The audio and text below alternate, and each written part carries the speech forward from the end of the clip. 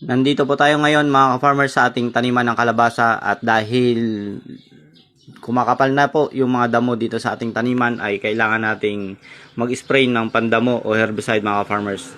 Susubukan po natin itong Maximus, isang herbicide mga ka-farmers na may active ingredients na glufosinate, ammonium. Ito lang po yung available dito sa nabilihan natin na agri-supply mga ka-farmers. Ganito yung ginagawa namin mga ka-farmers sa taniman ng kalabasa, para siguradong hindi po maapektuhan yung ating tanim na kalabasa habang hindi pa siya ganun kalapad o kahaba yung kanyang mga sanga mga ka-farmers.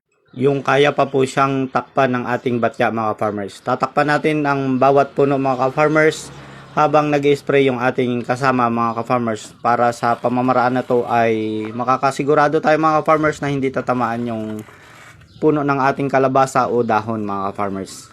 Pagkalipas po ng ilang araw mga farmers ay babalikan po natin yung ating ginawang pag-spray dito mga farmers at titingnan natin yung resulta mga farmers. Yun lamang. Maraming salamat mga farmers.